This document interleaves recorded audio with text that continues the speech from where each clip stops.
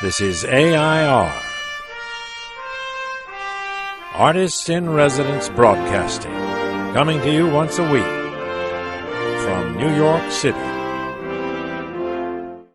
Hello there, I'm John Cullum, and Emily Franco, my wife, is sitting right here. And we have a new subject today. This is going to be a post for my blog, M's Talkery. Mm-hmm. And the subject I would like to ask that's very appropriate for you. What is that? Because you are basically a musical comedy star. Well, you are. That's the main thing that you can do. And right. Of all the musicals that you know about, some that you've been in, some that you've thought about being in, what's your favorite musical? Well, the one I'm associated with, people know me for, probably is Shenandoah.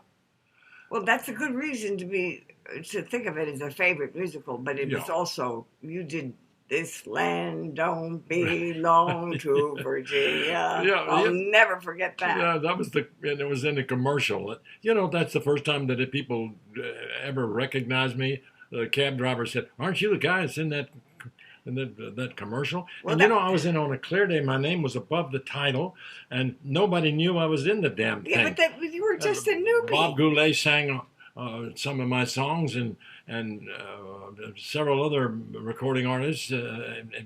Barbara Streisand sang it in the movie, and I know another musical that was your favorite, that was Man of La Mancha. Oh, I enjoyed doing that. That was a wonderful musical. Richard Colley is associated with that, but I was his standby, and I got to dream the impossible dream. To fight the unbeatable foe. You put it in a pretty low key, Emily. Well, anyway, the interesting thing about that is that Bob Goulet did that all over the country for a few years. Yes. He toured with it. Mm-hmm. And Bob called John. Yes. And wanted John's ideas. And John coached him over the phone. And did you ever go work with him on it, actually? No, he said he came to see it in Seattle, and I knew he must have wanted to do it. And he came backstage and he said, "I didn't know there was so many laughs in Man of La Mancha." And I said, "When you do it, Bob, there won't be." Did you really say that? I really said that. I was embarrassed by it. I shouldn't have said that, because he was wonderful. Yeah. He was a wonderful singer. Yeah, and a wonderful guy. Okay. But what other musicals? I remember there was a musical that I didn't want you to be in that you wanted very much to be in. What was the name of that? It was about a guy and a woman that ate people. Sweeney Todd. Oh, you don't remember that? Well, let me tell you.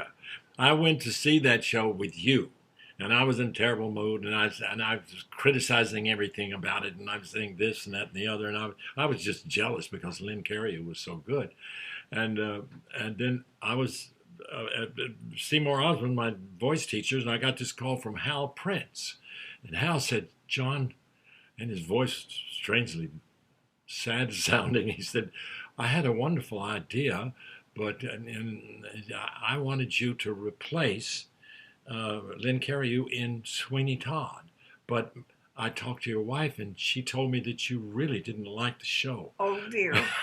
Oh, dear, I didn't say that. Well, that's what he said, and I couldn't get out of it. And so I made all these excuses and this and that and the other, and I never got to play it. Well, that was also in the days when a star didn't go into a show to replace somebody. That's what I said. So there really was a hierarchical thing. And I had just done that in Death Trap.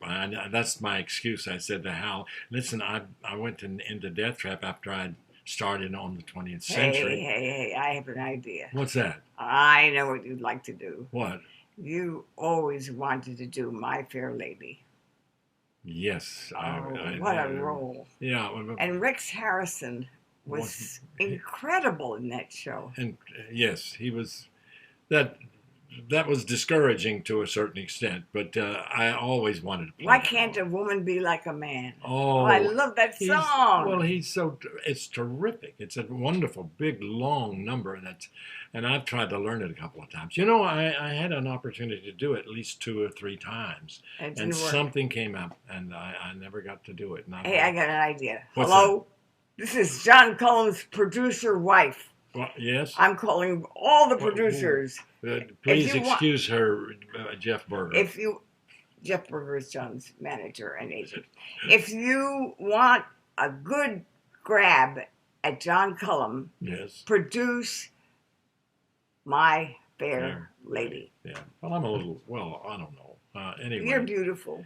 I've had some good. I've been doing a lot of kind of off Broadway musicals. You're in Town and. Oh, I liked You're in Town, but the Scottsboro Boys. Scottsboro Boys is wonderful. Yeah. Well, I'd like you to be able to do My Fair Lady. Well, if you can get me the job, I will learn the part and do my best. Okay. And I appreciate your confidence in me, Emily. Thank you. Thank you, John Cullum. And we'll see you next week, all right? This is AI.R. See you next week.